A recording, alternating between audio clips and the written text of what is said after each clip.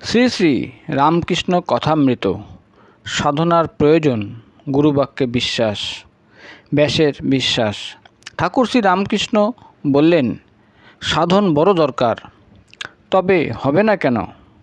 ঠিক বিশ্বাস যদি হয় তাহলে আর বেশি খাটতে হয় না। গুরুবাক্যে বিশ্বাস। ব্যাসদেব যমুনা পার হবেন, গোপীরা এসে উপস্থিত।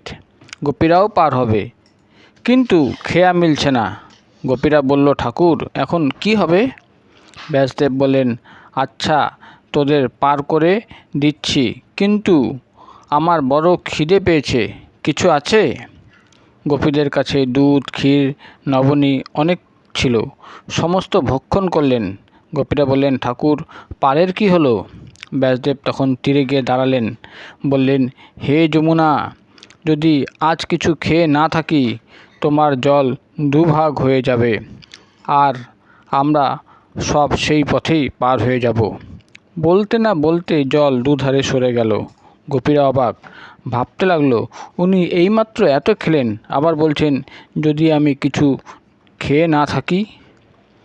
এই দৃঢ় বিশ্বাস, আমি না, হৃদয়ের মধ্যে নারায়ণ তিনিই খেয়েছেন।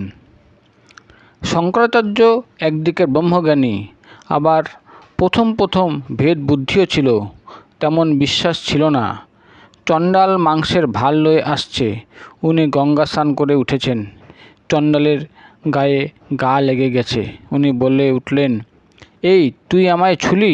চণ্ডাল বলল, ঠাকুর তুমিও আমায় ছও নাই, আমিও তোমাকে ছুঁই নাই। যিনি শুদ্ধ আত্মা তিনি শরীর নন, পঞ্চভূত নন, চতুর্বিংশতি তত্ত্ব নন। তখন শঙ্করের জ্ঞান হয়ে গেল। জড়ভরত রাজা বহুগণের পালকি বহিতে বহিতে যখন আত্মজ্ঞানের কথা বলতে লাগলো, রাজা পালকি থেকে নিচে এসে বলল, তুমি কে গো? জড়ভরত বললেন, আমি নেতি শুদ্ধ আত্মা। একেবারে ঠিক বিশ্বাস, আমি শুদ্ধ আত্মা। ঠাকুর শ্রী রামকৃষ্ণ ও যোগতত্ত্ব, জ্ঞানযোগ ও ভক্তিযোগ। ঠাকুর বলছেন, আমি শুদ্ধ আত্মা, এটি জ্ঞানীদের মত। ভক্তিরা বলে এসব ভগবানের ঐশ্বর্য না থাকলে ধনীকে কে জানতে পারত? তবে সাধকের ভক্তি দেখে তিনি যখন বলবেন, আমি যা তুইও তা, তখন এক কথা। রাজা বসে আছেন, খানসামা যদি রাজার আসনে গিয়ে বসে আর বলে, রাজা তুমিও যা আমিও তা, লোকে পাগল বলবে। তবে খানসামার সেবাতে সন্তুষ্ট হয়ে রাজা একদিন বলেন, ওরে তুই আমার কাছে বস, ওতে দোষ নাই, তুইও যা আমিও তা। তখন যদি সে গিয়ে বসে তাতে দোষ হয় না। সামান্য জীবেরা যদি বলে আমি সেই, সেটা ভালো না। জলেরই তরঙ্গের কি জল হয়? কথাটা এই, মন স্থির না হলে যোগ হয় না। যে পথে যাও মন যোগীর বশ, যোগী মনের বশ নয়। মন স্থির হলে বায়ু স্থির হয়, কুম্ভক হয়। এই কুম্ভক ভক্তি যোগেতেও হয়, ভক্তিতে বায়ু স্থির হয়ে যায়। নিতাই আমার মাতা হাতি, এই কথা বলতে বলতে যখন ভাব হয়ে যায়, সব কথাগুলো বলতে পারে না, কেবল হাতি। তারপর শুধু হা। ভাবে বায়ু স্থির হয়, কুম্ভক হয়। একজন ঝাড় দিচ্ছে, একজন লোক এসে বলল, ওগো অমুক নেই, মারা গেছে। যে ঝাড় দিচ্ছে তার যদি আপনার লোক না হয়, সে ঝাড় দিতে থাকে আর মাঝে মাঝে বলে, আহা তাই তো গা, লোকটা মারা গেল, বেশ ছিল। এদিকে ঝাঁটাও চলছে। আর যদি আপনার লোক হয় তাহলে ঝাঁটা হাত থেকে পড়ে যায়, আর হ্যাঁ এই বলে বসে পড়ে। তখন বায়ু স্থির হয়ে গেছে, কোনো কাজ বা চিন্তা করতে পারে না। মেয়েদের ভিতর দেখো নাই, যদি কেউ অবাক হয়ে একটা জিনিস দেখে বা একটা কথা শুনে, তখন অন্য মেয়েরা বলে, তোর ভাব লেগেছে নাকি লেও? এখানেও বায়ু স্থির হয়েছে, তাই অবাক হয়ে হা করে থাকে। জ্ঞানীর লক্ষণ, সাধনসিদ্ধ ও নিত্যসিদ্ধ। সহহম করলেই হয় না, জ্ঞানীর লক্ষণ আছে। নরেন্দ্রের চোখ সম্মুখ ঠেলা, এরও কপাল ও চোখের লক্ষণ ভালো। আর সবাইয়ের এক অবস্থা নয়। জীব 4 প্রকার বলছে: বদ্ধজীব, মুমুক্ষু জীব, মুক্তজীব, নিত্যজীব। সকলকেই যে সাধন করতে হয় তা নয়। নিত্যসিদ্ধ আর সাধনসিদ্ধ।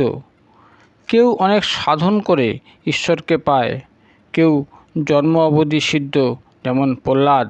হোমা পাখি আকাশে থাকে, ডিম পারলে ডিম পড়তে থাকে, পড়তে পড়তে ডিম ফুটে, ছানাটা বেরিয়ে আবার পড়তে থাকে, এখনও এত উঁচুতে যে পড়তে পড়তে পাখা উঠে। যখন পৃথিবীর কাছে এসে পড়ে, পাখিটা দেখতে পায়, তখন বুঝতে পারে যে মাটিতে লাগলে চুরমার হয়ে যাবে। তখন একেবারে মার দিকে চোঁচা দৌড় দিয়ে উড়ে যায়। কোথায় মা, কোথায় মা।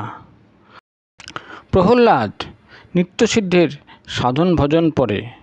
সাধনের আগে ঈশ্বর লাভ, যেমন লাউ কুমড়োর আগে ফল, তারপরে ফুল।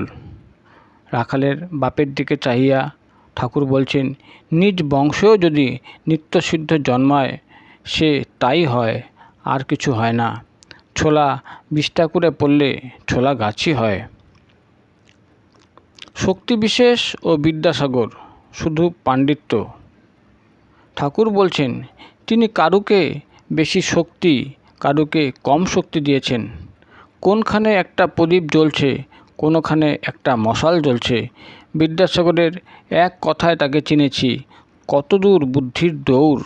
যখন বললুম শক্তি বিশেষ, তখন বিদ্যাসাগর বলল, মহাশয়, তবে কি তিনি কারুকে বেশি, কারুকে কম শক্তি দিয়েছেন? আমি অমনি বললুম, তা দিয়েছেন বই কি। শক্তি কম বেশি না হলে তোমার নাম এত হবে কেন? তোমার বিদ্যা, তোমার দয়া, এইসব শুনে তো আমরা এসেছি। তোমার তো 2টি শিং বেরোয় নাই। বিদ্যাসাগরে এত বিদ্যা, এত নাম, কিন্তু কাঁচা কথা বলে ফেললে তিনি কি কারুকে বেশি শক্তি, কারুকে কম শক্তি দিয়েছেন? কি জানো, জালে প্রথম প্রথম বড় মাছ পড়ে, রুই, কাতলা। তারপর জেলেরা পাকটা পা দিয়ে ঘেঁটে দেয়, তখন চুনোপুঁটি, পাকাল এসব মাছ বেরোয়। একটু দেখতে দেখতে ধরা পড়ে। ঈশ্বরকে না জানলে ক্রমশ ভিতরের চুনোপুঁটি বেরিয়ে পড়ে। শুধু পণ্ডিত হলে কি হবে?